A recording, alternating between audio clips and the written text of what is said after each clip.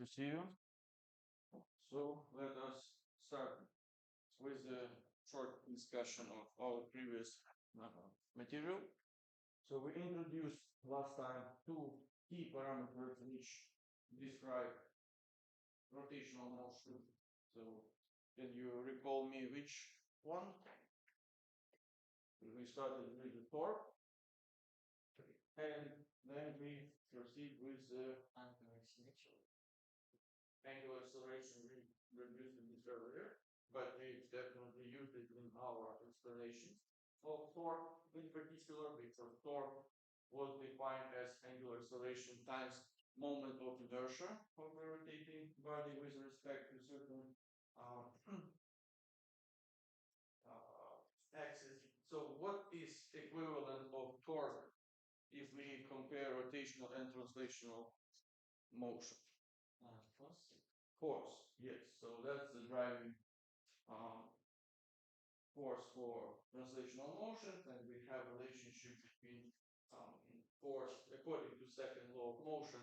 We have force is equal to mass of an object times its linear acceleration for translational motion. And in the case of rotational motion, we know that moment of inertia is equivalent of mass for rotational motion. And when we want to determine torque, which is the driving force for rotational motion, we define it as a product of moment of inertia and angular acceleration. So the second parameter which we introduced was angular moment. And again, we have a direct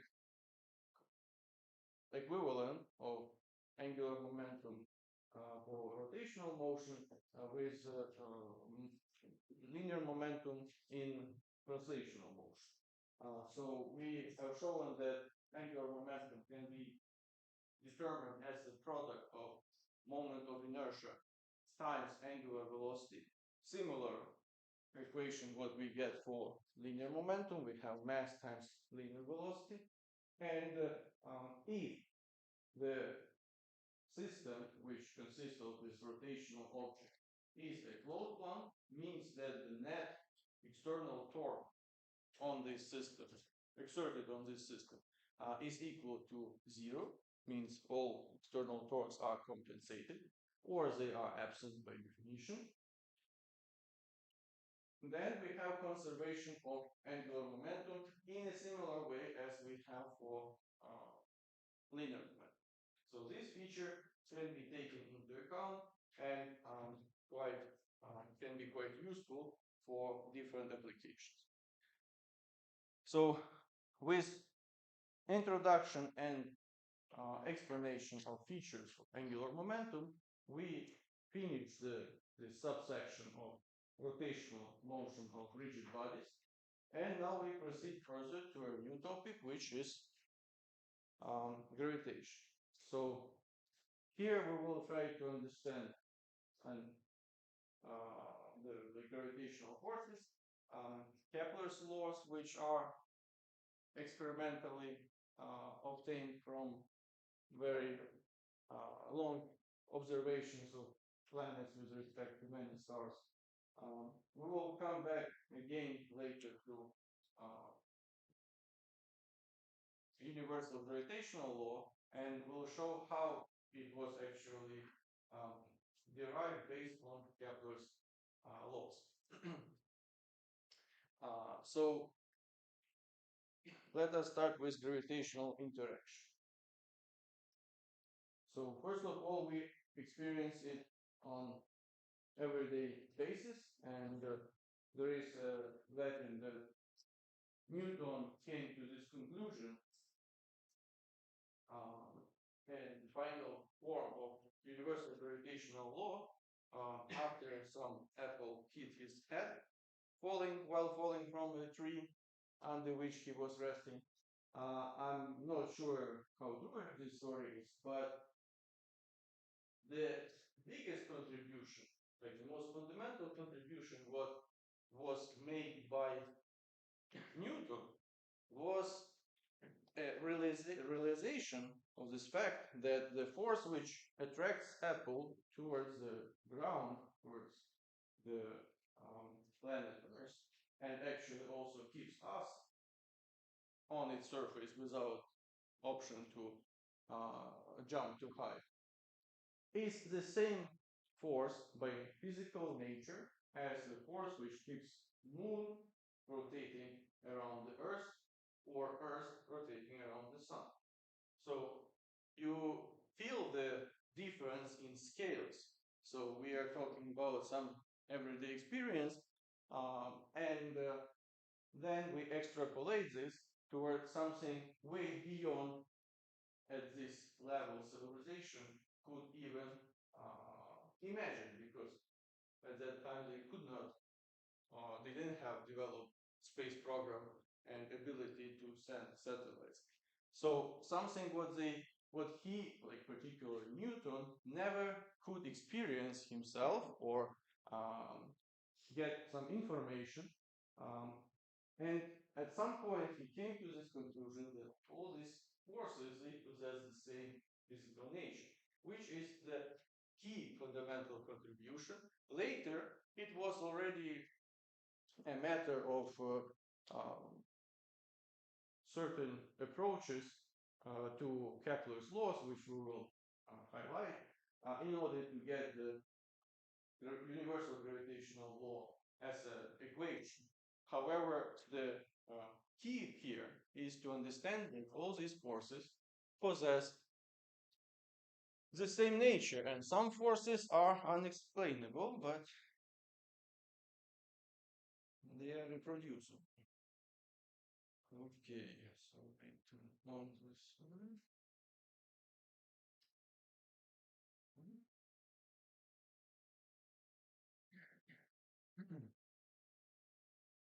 And lights.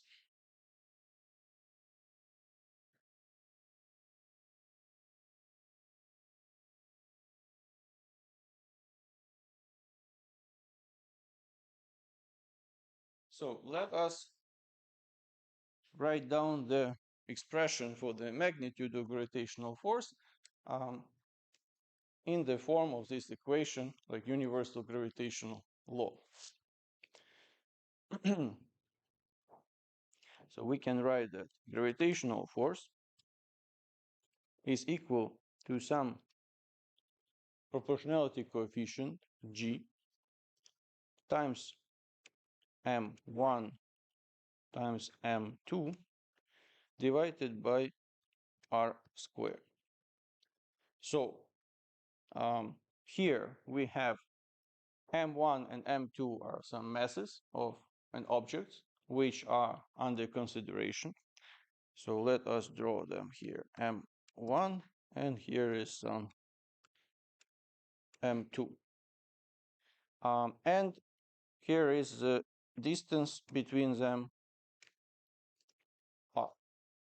So what it tells us, since g is a constant, we will come back in a few minutes, but it tells us that for any two objects in the universe which possess some mass, let's say in our case m1 and m2, there will be certain gravitational interactions between these two objects, and the force of gravitational interaction, gravitational force, will be proportional to their masses m1 and 2, and reversely proportional to the square distance between these two objects.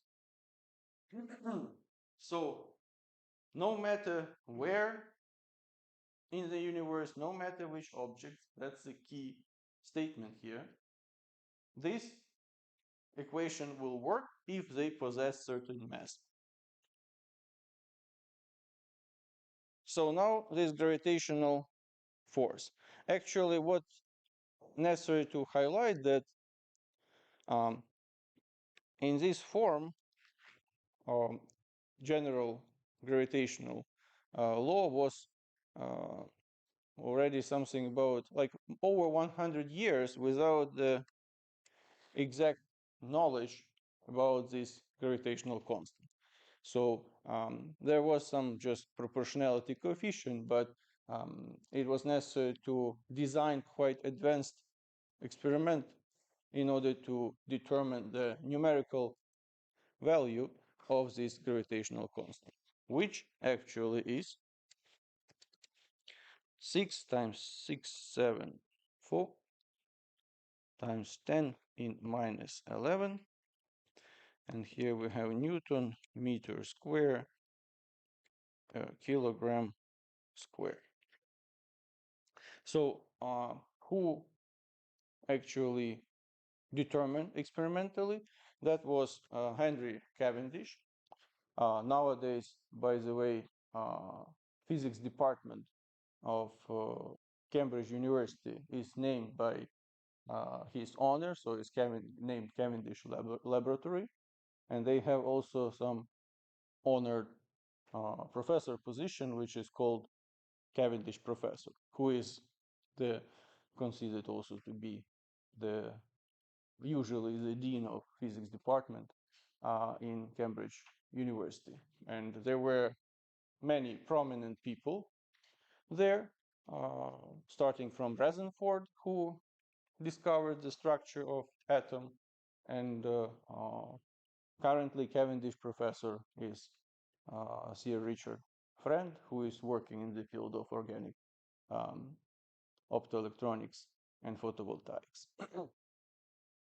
So quite long history, and this guy, um, Cavendish, he designed quite a sensitive equipment at that time. It was like uh, something like 1798. He designed quite advanced scale, like so-called torque scale, in order to measure very weak forces, because um, gravitational force is quite weak. You have this proportionality coefficient 10 to minus 11. It's a really tiny number. So in order to measure gravitational forces under controllable way, so you need to have certain objects with very well known mass. And that is a challenge, because you cannot operate with such huge objects as planet Earth, for instance. You don't have a scale to measure its weight, like to determine its gravitational mass. So later, once you know the gravitational constant, that is possible to estimate mass of the planet. However, at that time, we didn't know the gravitational constant. So what he actually did, the idea is to have at fixed distance two massive spheres with known mass.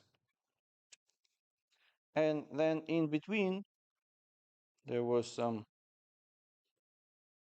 rod with two small masses, also known, M, M. Then it was hanging on some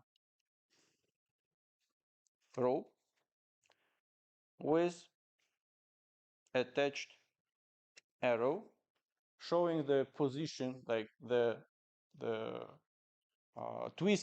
twisting of this rope. So when we put these smaller masses next to bigger masses, there will be gravitational interaction between them. So we know the masses. Then these guys will be attracted to larger masses, which are fixed and don't move. This will create very weak torque, trying to rotate, like twist this rope, and it will be in like very weak. So you definitely cannot measure it with any regular scale. However, in order to twist this rope a little bit, that is enough. And then with this arrow attached to the rope, um, you can identify this angle theta of the twisting. So you can calibrate it for certain angles and then use it as a measuring system for such weak forces as those which originate in such a system. So by increasing, you have some limits. You cannot increase these masses infinitely. You can increase this lever arm, so that will increase the torque because force will be the same. Let's say masses don't change. If you increase the lever, then torque will increase proportionally to the lever. And also you can use different ropes, which will easier twist. In that case, this angle theta can be larger, so you can uh, measure very weak forces. And that was several steps of, like actually many steps of tries and errors.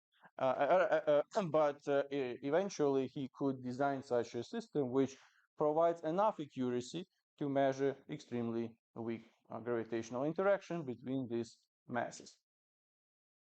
So he got the number, like the numerical value for gravitational constant. And then this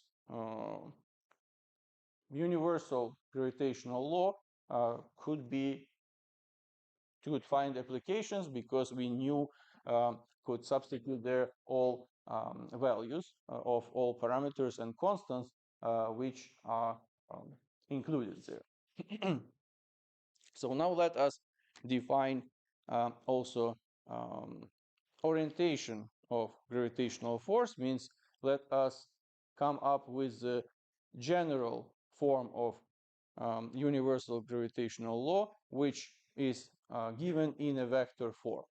So because so far we had it in just in terms of magnitude of gravitational interaction, but obviously we operate with gravitational force, and that's why it should be represented in a vector form. So if we have two objects, m1, m2, and there is some interaction, like gravitational interaction between them, obviously. So we can consider force F1, 2 as the gravitational force exerted on body m2 from body with mass m1. So in this case, we can draw here a radius vector r vector, which goes from first body to the second body. And we know that it's attractive force. So this force will be exerted, like pull the second body towards the first body. So the direction of this force will be opposite to the direction of the radius vector. So in this case, we can write that the force F12 vector will be equal to g times m1 times m2 divided by r squared. So we have just magnitude of this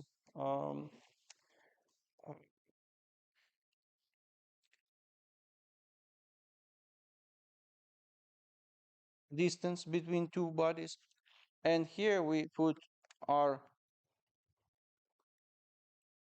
vector, which will be the unit vector, which defines the orientation of this position vector. So let's call it r prime vector, and that will be our r prime vector. So the unit vector which defines the orientation of radius vector. Since force is attractive, means it's in the opposite direction, we also need to add here minus.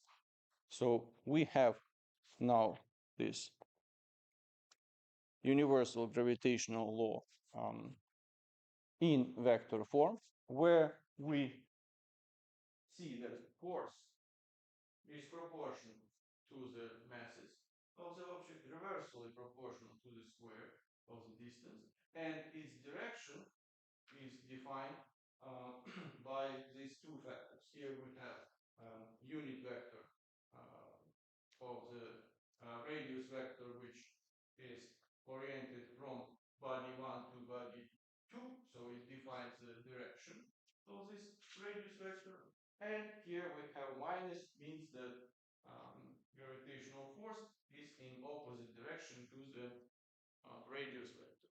So means it will attract, like body M1 will attract body M2.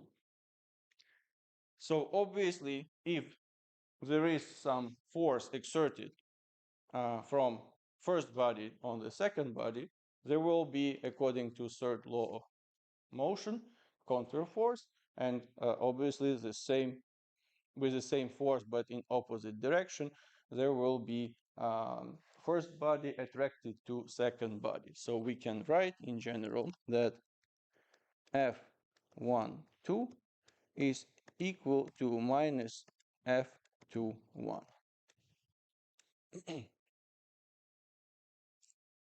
So now, when we define in general vector form the universal law of like gravitational law, let us determine what will be force, gravitational force exerted on an object which is placed on the surface of our planet Earth. So we can apply this universal gravitational law. So gravitational force will be equal to g times mass of the Earth times mass of the object placed on the surface of the Earth divided by RE squared, which is RE stands for the radius of the Earth. So from other side, we know how to define this gravitational force in a different way. So any suggestions? How would we get the gravitational force exerted on an object? Exactly, it's the weight of object, so on the surface of Earth. So here we could write that this is also equal to m times g, which is mass of the object times acceleration of free fall. So now we can cancel out this mass of an object, and from here we get that g is equal to capital G, which is gravitational constant, me divided by re squared. So if now you substitute here values for universal gravitational constant, mass of the Earth and radius of the Earth, you will actually get the value for G 9.8. So that's the origin why we get this value and why we use it. So far we were using it as a given parameter. We didn't know where it comes from, but that is actually the origin for this number, 9.8. Of course, this acceleration of free fall is not a constant because it will depend on the distance from the center of the Earth, where we assume all mass of the Earth is kind of concentrated. So obviously, if we go higher, if we are not anymore on the surface of the Earth, then this parameter acceleration of free fall will change. So let us see how it changes. And we can write fg as a function of some height h from the surface of the Earth will be equal to g times m e times m. And here we can write r squared, where this r stands for just literally distance between the center of the Earth and the object.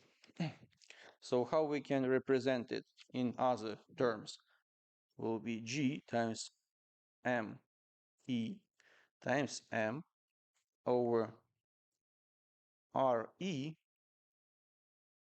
plus H. So if we have, this is our planet Earth, this is center, here we have radius RE, and this is some height H. So in total, we have RE times H. And obviously square, since we need to follow this universal gravitational law. So in this case, we see what will happen if we go higher. This H is in denominator, plus it's in the second power. So quite rapidly, this value for free fall acceleration will decrease. So if we increase H, G will decrease. And if we go very far from the surface of the planet, this G will approach to zero, because we will have very large value in the denominator of this equation, plus in the second power. So now let us talk about such example as International Space Station. I'm sure all of you guys seen the videos from International Space Station where all these astronauts are flying, and also objects which are not fixed, they can fly.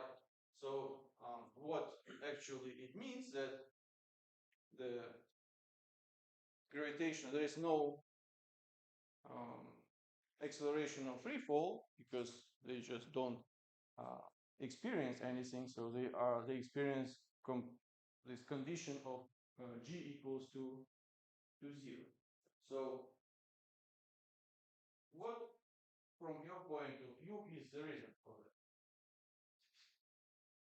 Do you believe that the International Space Station, obviously it's quite high located, so it's located far away from the surface of the Earth, and that acceleration of free fall decreased so much because of this dependence, which we highlighted here,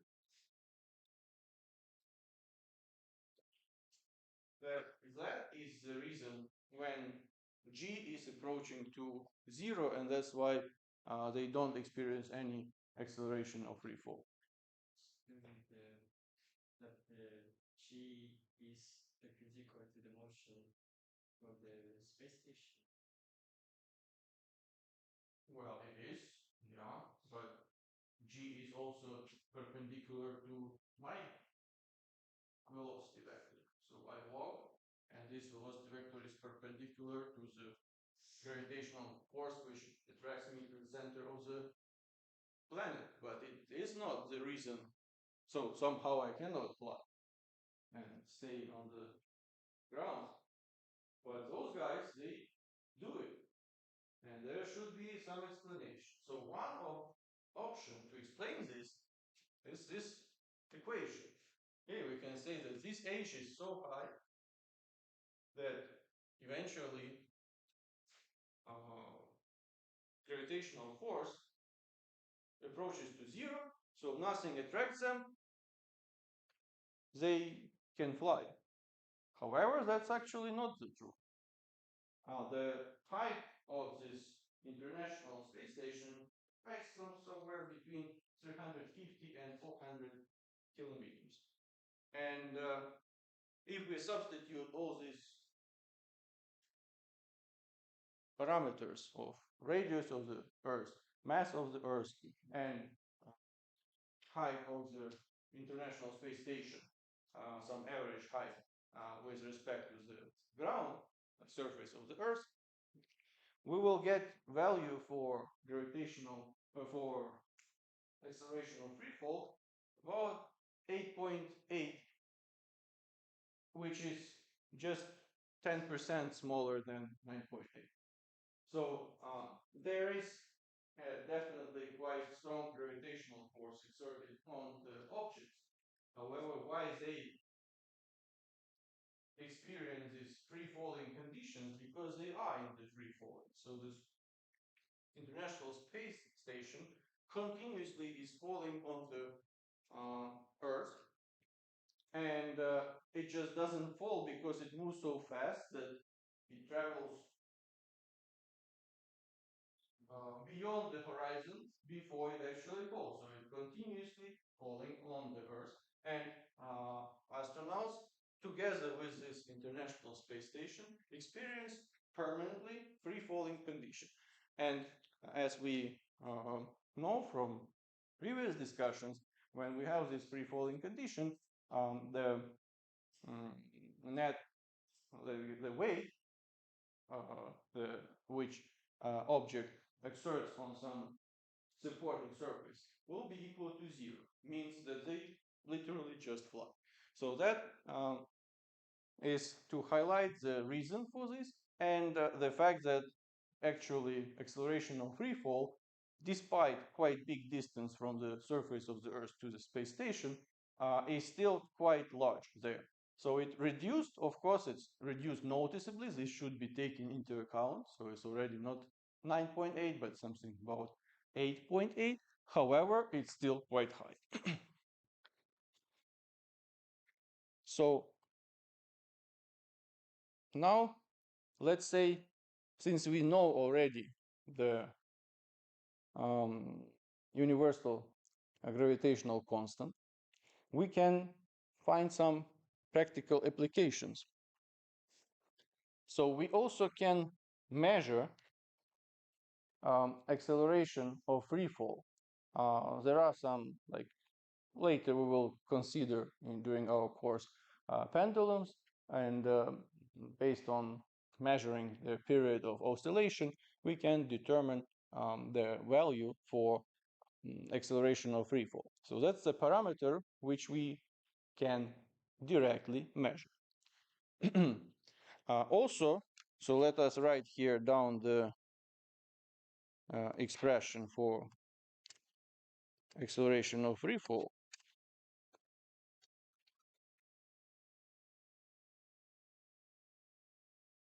And let's take a look at it. So left side, as I mentioned, we can measure easily, directly. So there is right side, and this is a constant. We know it, thanks to Cavendish. Also, we have radius of Earth and mass of Earth. Which parameter you would say, so if you have a task to measure one of these parameters, which one would you go for? Obviously, radius. It's already quite a challenging task because of the size of the planet. However, physically, it's possible. You literally can go around the equator and measure radius of the Earth. However, if we are talking about mass of the Earth, that is impossible to directly measure because you cannot do it. You don't have any uh, scale or option to attach it to some string and see how it will oscillate. So that's why if we can measure directly radius of the Earth, following from this relationship, we can determine, like at least estimate, mass of the planet, which we cannot measure directly. So we can express it as g times r e square divided by capital G, which is our universal gravitational constant. And with such a simple relationship, you estimate a parameter which otherwise you won't be able to measure under any circumstances. Well, there are other options to do it, but let's say in the scope of this given information, that is quite a nice approach. And um, what is uh, also interesting, you can provide information like some on average about the composition of Earth because you can also determine its density. So density, some average, obviously it's some average because we have different composition of Earth. However, some average density is defined as mass of the Earth divided by volume of the Earth. So we know that mass of the Earth is given as, oops, sorry, not Q, uh, G times R E squared divided by capital G. And here is volume. So volume of a sphere, what is that? Volume of the Earth, 4 over 3 times pi times R E Q, yes? So let us substitute it here. We have 4 over 3 times pi R E cube. So this actually we cancel out, oops, completely. So it's R E square, it goes away. Here we cancel this cube and we end up with 3 over 4 times G over G times pi RE. So we can also estimate the density of our planet and compare this to density of other known materials. Um, Also make some um, assumption based on what is the dominant material in the structure of our planet. So now let us uh, move further and focus our attention on so-called Kepler's laws. So first of all, I would like to highlight that Kepler's laws, they were fully empirically obtained. So they were not derived based on any theories. They didn't come from any models. So who it worked? The Kepler, he was assistant to Tycho Brahe, and they worked together. So they started to observe all visible planets. So keep in mind that all these observations were carried out with naked eyes. So they didn't use any telescopes or other optical instruments. So only with like bare eyes they observe motion of planets which are visible to human eyes. By the way, do you know which planets can be seen with bare eyes? Venus, it's actually the second uh, object on our sky which can drop visible shadow. So it's quite bright star. Usually you can see it either early evening, like or early morning. It's always close to the horizon. So that is the brightest. Then what else? Hmm? What is the second brightest planet? What is the largest planet in our solar system? Mars? Jupiter. So you can see Jupiter. Moreover, some people claim they can see even 5 satellites of Jupiter with bare eyes. I don't know what kind of eyes it, but in a binocular, you definitely can see 5 satellites of Jupiter. Then we can see obviously Mars. It's possible to see Saturn for sure. and maybe Mercury. That is not so clear. It depends on conditions, but probably you can see also which is very close to the sun. So actually, you can see it as a shadow on the sun disk. So there are certain planets which you can observe with bare eyes, and then it took for these two guys, Brauer and Kepler, 16 years of observations.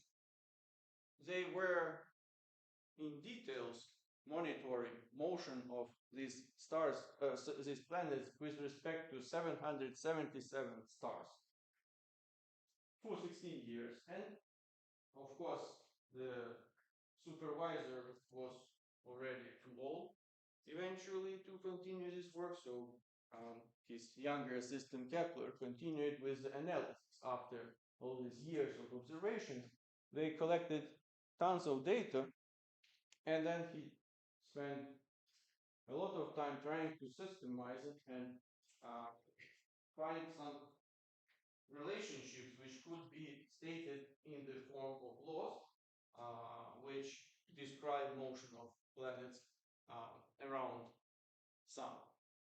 So he came up with three laws. The first one states that all planets are moving along some ellipsoid trajectories, like around the sun, and the sun is always located in the focus, one of focus of this ellipse. Actually, they are very close to circular, but they are not circular ideally, so they are ellipse shaped. Then the second Kepler's law states that the radius vector, which you can draw from the sun to the planet, swipes off equal amount of like area per unit time, no matter where this planet is located on its trajectory. And the third one states that the square of period of rotation of this planet around the sun is proportional to semi major axis of this ellipse in third power. So we will go through each of these Kepler's law and show the origin, actually, why it works indeed. So keep in mind, so now we kind of explain this, so that what we will do next lecture. However, at that time when Kepler's made the statement of he couldn't explain this laws, he just formulated them based on this extremely time-consuming observation and analysis of all these planets moving with respect to so many, like hundreds of different stars.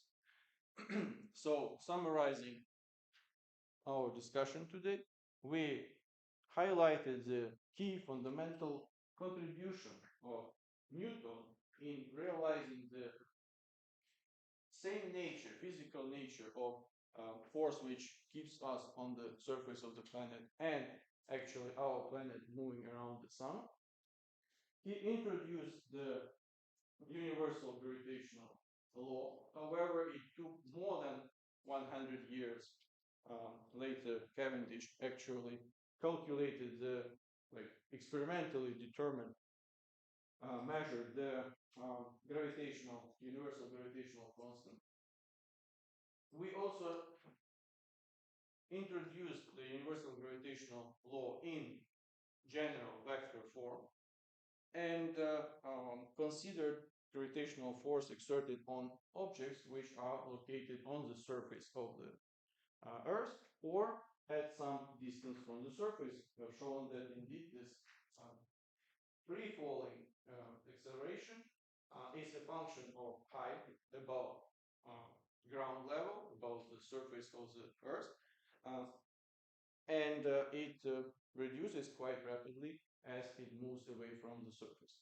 So also we discussed three Kepler's laws, how they were actually um, formulated, based on what, and what, how much time and effort it actually took Kepler to formulate these laws.